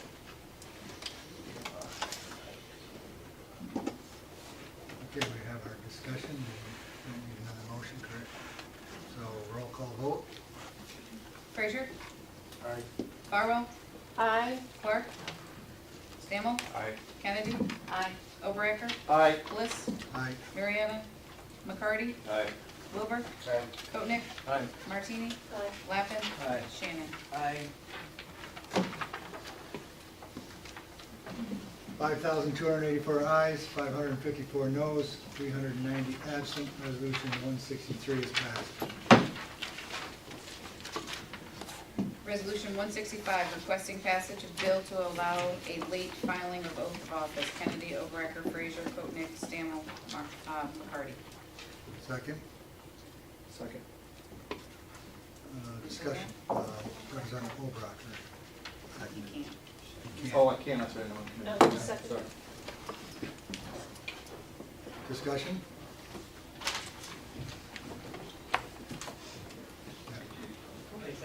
I welcome Representative Wilbur back to our ranks, and thank you for being honest with us and telling us about this problem that you had. However, I don't think it's necessary to burden the state legislature or the governor to have them deal with this issue.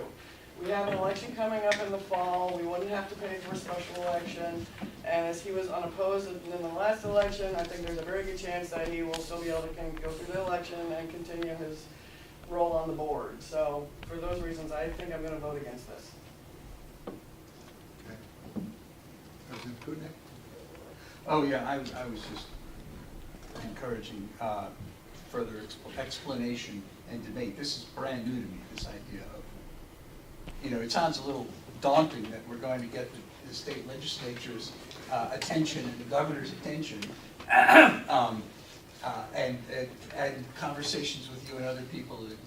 It's not quite that way. There are other. It's not that they take the case of each person in each county separately and create a separate law. Is that correct? That's my understanding. It's everybody in the town, in the state who has, I mean, this is easy to do, so I'm sure there are other people in the state who have done this. I think this situation came up in Oswego County a few years ago, 2015 possibly, I'd have to look up the exact year. And there were 5 representatives who did the same thing. They took their oath of office at a meeting, but they didn't file in time. So it's my understanding, the history of it was that it was presented originally for those 5 people in Oswego County. And when the state legislature got back to the county, they said, well, we don't want to make it just specialized to your county. In the event that this happens somewhere else in the state, we are going to make this pertain to everyone. And so that's my understanding of how they would like to handle this time. That we're not going to ask specifically for Otsego County, but just open it up to anyone in the state. Part of the issue, as it's been explained to me, is that the law in question is very kind of stark. You either file in time or you don't, and that's it. There's just a few exceptions if you're out of the country on, military service. And some other people feel it is too harsh, but that's it. There are no exceptions. So this really is the only route to go for the county, if you all wish to request that. I did speak to Senator Seward's office, and they are prepared to carry this forward if that's what we want.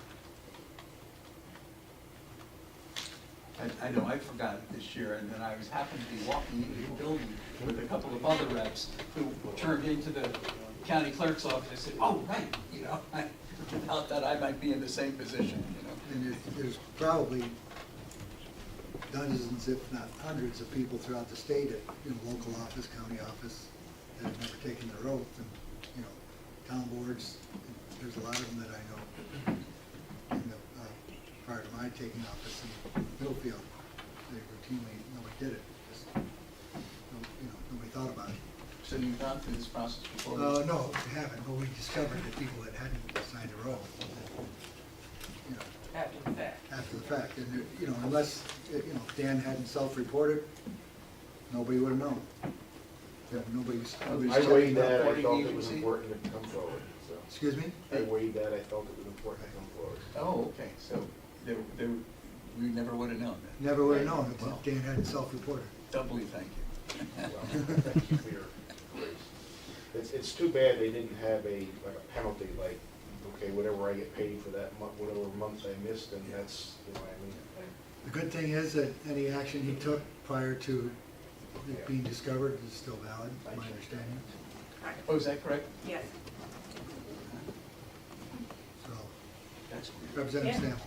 But it gives you an idea of the, I think, extent of the problem, if we'll say that. So, yeah, there's Yeah, that- rulings that on alone that. It's tells you that considered this happens a lot. de facto valid is how they interpret it. Representative Stample. So we as a board have a duty to fill vacancies, and I didn't hesitate to appoint you to fill that vacancy. Your folks voted for you twice now, and I think you were elected just last fall. So I think that's without a doubt. I think that was the right decision to appoint you to fill that vacancy. But this resolution makes me a little more uncomfortable. I believe in the rule of law. I think laws are there for a reason, and if we are going to ask the legislature to change the law when somebody violates it, then for all intents and purposes, it's not a law. What's the point of it?